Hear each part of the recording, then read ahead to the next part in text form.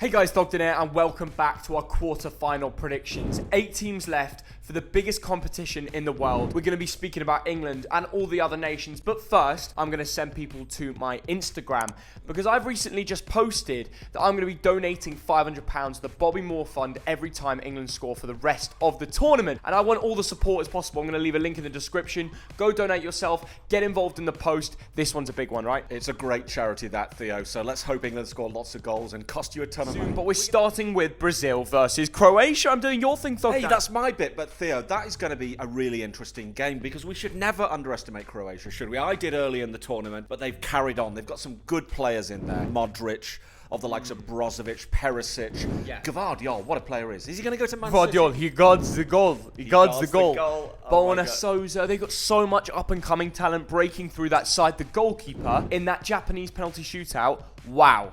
What a job he did. He plays in the Croatian league. He's 27 years old. I thought he was younger from looking at him. They've got a good squad, but it's not a great. And I don't think it's as passionate as the 2018 finalists. To get to the final, you need to be the best. And they were second best 4 years ago. Now, I'm unconvinced, and they're playing the favourites. Theo, I don't doubt the passion one bit. Not at I all. do. I I think Japan showed more passion. I just think what you've got is you've got some good but aging players mixed with some good talent coming through. You're not going to be quite good enough to beat Brazil. Levaya's good on his day. You've got Kramaric, but there's no real threat. I mean, the only one that I really see as a dangerous player is Perisic. Perisic is excellent. Theo, I think you're being a bit harsh on Croatia. They were better than Japan on the day. They won. Let's speak about their opponents, Brazil. And where do we start? Gabriel Jesus, Arsenal fans will be gutted. Not to have him is bad, but they've got so much depth. In that first 25 minutes against South Korea, they had Neymar scoring goals, Richarlison, Paqueta. I've not seen him that good for West Ham, but they just fit in this Brazil team. They want to win. I've seen the manager dancing with the players. People are giving them stick for dancing. What do you think about that? I think it shows great cohesion between the manager and the team. I think that is ridiculous to give them stick. Let people celebrate goals in their own way. We've both scored goals, and we love to celebrate them. But the thing about Brazil, Theo, I'm going to read out their bench: Ederson, Bruno Guimaraes, Fabinho, Martinelli, Rodrigo, Anthony. If Jesus was fit, he'd be on. This is the bench, Theo. I just read out the bench. The strength in depth is incredible. They've got a great route to the final. The problem is they're going to play the winner of Netherlands-Argentina. And that's where the semi-final, the South American semi-final showdown could be happening. But wait for our Dutch-Argentina prediction, because that could all change. How far are the South Americans going? I think they can go all the way. They're not afraid of anyone. They're playing samba football. They're confident. Croatia 1, Brazil 3. I'm going Croatia 0, Brazil 2. So we're both going for a 2-goal difference. Who's the one player to shine for Brazil? I'm a massive fan of Vini Jr., Theo. Yes. I think he's one of the best half a dozen players in the world in terms of attacking talent. So watch out for him. And in midfield, they've got depth. Like if Fabinho wants an off day, Casemiro, they all seem to turn up, even with the occasional goal. And the next game is Netherlands versus Argentina. But first, the like target, Theo, 20,000 likes. Why? Because you're raising money for the Bobby Moore Foundation. This is a repeat of the 1978 World Cup final, and I actually remember that from my school days. What happened? What I remember about it, Theo, is in the playground the day before the game, we were all wearing the colours of either Argentina or Netherlands. There was a lot more wearing the colours of Argentina. Netherlands lost 3-1. But do you know what, Theo, about these two teams? I think they're both bang average. The Netherlands, what have they done to you? They've won every game, every test that they've faced. They've beaten. And they have been progressing in this tournament without fanfare, and I respect that, Theo. They're winning games. Against the USA, they were just the better team. The likes of De Ligt, the likes, of course, Virgil van Dijk, Cody Gakpo up front. I think you're being a mug here. But, Theo, they're a quarter-final type of team for me. They're a last-8 type of team. They're not a semi-final team. What we see from that team is they always shine in the group stage, but when they seriously get a test, someone gets in their face, they can get knocked out. I tweeted famously, Theo, that Argentina are also a bang average time, though, of course, with one exception. Lionel Messi got them through against Australia. So hold on, Theo, you think Argentina are bang average if you forget Messi? Theo, I could point out Emi Martinez, Cristian Romero, Lisandro Martinez, Julian Alvarez. These are good players, but they're not great players. And Lionel Messi is that match winner. He was the difference against Australia. He took the mick against Australia. He was on the ball, beating two men, creating chances. He'd square it to Lautaro Martinez, that famous chance where he skied it over. If there were killers like Harry Kane in that team, Marcus Rashford, the tournament he's having, they would be scoring so many more goals. Imagine Messi was English. We'd already have won the World Cup. Give it to us already. This game could go either way. If the Dutch turn up on the day, they could seriously beat Argentina, couldn't they? It just shows they all want to play for Louis van Gaal. Virgil van Dijk really wants to win this. The pressure is on Argentina. Because this is Messi's final World Cup. We sat in the crowd and we saw Argentina lose to Saudi Arabia. We sat in the crowd and we saw them just beat Australia. Yeah. This is going to be 1-1, Theo, after 120 minutes. Do you know what, Dad? Before you say anything else, I agree with you. I have also predicted 1-1 in 90 minutes. Extra time in that 30-minute gap. Let me predict, it's going to be messy, isn't it? It's going to be messy, Yes. and you know it's going to be messy. That's the only thing that I can see edges these two nations. Penalties, your story. Penalties, and the winners are Argentina. But I'll say neither of these two teams will win the World Cup. And the next game is Morocco against Portugal, Theo. It's Portugal, the winners of Euro 2016, against the surprise package, the great story of the tournament. Yes. Morocco. You love Morocco, don't you? I've been to every single match. I've been behind the goal with their fans. Portugal haven't brought that many fans over here, and no disrespect, I've been to their country for the World Cup qualifiers. They've got a great team, a higher transfer market value within that squad. The likes of Bruno Fernandes are world-class players.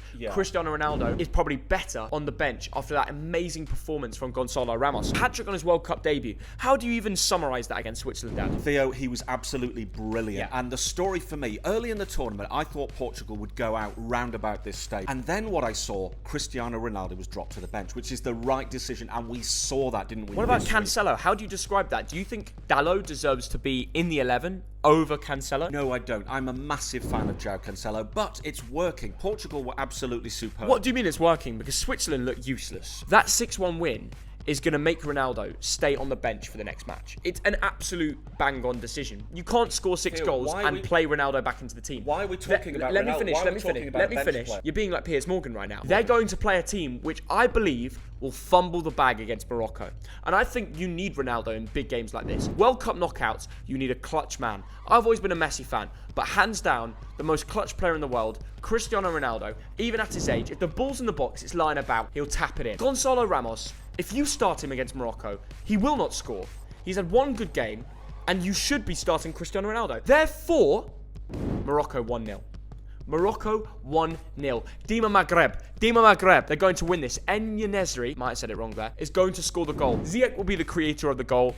Laugh at me. But they haven't conceded in 8 games in a row from 9 matches. They're going to win this 1-0. They're going to hold it out. It's going to be a proper Greece 04 type 1-0 win. Am I a mug? Be honest. Yes. Portugal were absolutely superb against Switzerland. They took the brave decision to drop 37-year-old Cristiano Ronaldo, who has been sensational over 20 years. Ramos was superb. I've been impressed by the likes of João Felix, and you know that I was a bit of a cynic until now. You've got Bernardo Silva in there, you've got Ruben Dias, you've got João Cancelo on the bench. This Portugal team has surprised me. And Morocco, every single player on that pitch will die for their nation. The fans are going to take over. There'll be a 12th man.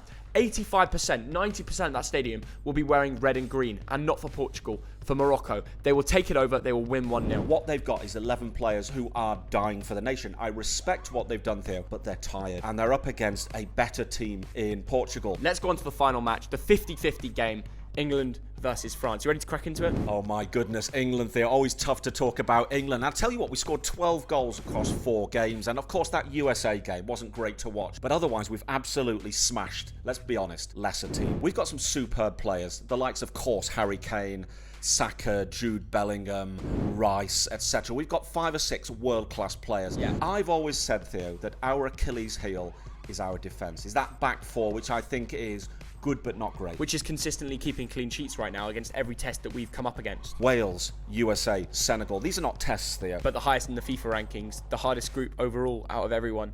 And we made it look easy. We've beaten every battle that's come up against us, apart from the USA, which was a point well earned because it qualified us for the last 16. This England team, what excites me about it is that the contributions are not just coming from Sterling and Kane like it did at the Euros. They're coming from Phil Foden, Marcus Rashford, who can still go for the Golden Boot, Harry Kane, Jude Bellingham. When the midfielders are scoring goals, like Jordan Henderson, that is when it's a danger. Because when France look at us, they're looking at 11 players and they're thinking, God, he could do something. Oh, he's a threat.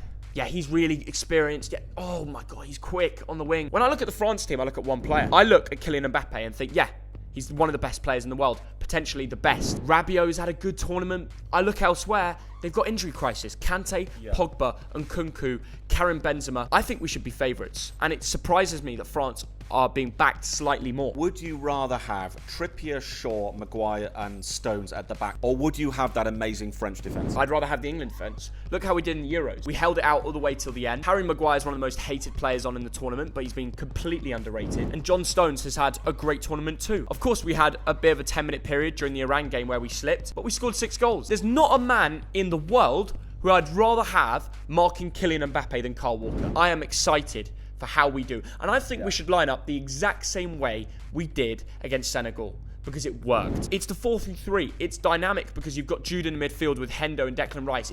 You can go into a more attacking phase with added options, but you can also sit back and get defensive abilities from it. I think we shouldn't go 5 at the back against France. I think we should play the same way. We should go in there and get in their face. I have full belief. Theo, we have wonderful resources on our bench. We've got Grealish on our bench. We've got Rashford. We've got Sterling on the bench. I respect that. It's that defence there. Now, I watched that Senegal game, and I thought to myself after 35 minutes, if we were playing France today, we'd be 2-0 down. I watched Poland-France, and we saw Poland have the best chance of the game, and if it wasn't for an incredible double, triple save from Hugo Lloris, at half-time, it would have been 1-0 Poland. Guess what? That'd be a very different game because France would be shook. Didier Deschamps won the World Cup. He will not win it again. He won it as a player, as a manager, respect, but you're not going to win it back-to-back, and your story ends here in the quarterfinals. This is one of England's biggest games I can imagine of my lifetime, not because it's a quarterfinal, because we're playing France, and if we beat them, we're playing the winner of Morocco-Portugal, so it's very possible the route to the final. I'm starting to have belief. I hope you guys have a beer in hand, or a non-alcoholic beer if you don't drink, whatever, and you're in the pub, you're in the fan park, you're backing the nation, because we need every bit of support. I'm going to be raising money to charity, and feel free to join me. Go get the Instagram post up. It's 3 p.m. GMT, it goes live. England 1, France 2. No! You're a mug. You're mugging me off. You're mugging me off. Are you serious? I think you've been a bit harsh on France. They're not a one-man team. They're really not. You're not talking about the likes of Griezmann and Fuck Giroud. that! Before the tournament, Theo, I said England would make the quarterfinals. Yeah. And I think that's where we are. England are going to win this 2-0. It's going to be a replicated game of our Germany round of 16 Euro 2020 match where we just score and we get in their face, we score a second in the second half and we're just better than them. Kyle Walker back pockets Kylian Mbappe. We have extra support from the midfield with Jude Bellingham. This feels something special and I'm all here for it. Thank you for watching. Different opinions, but there's only one team to support. Come on, England! And I hope you're right and I hope I'm wrong.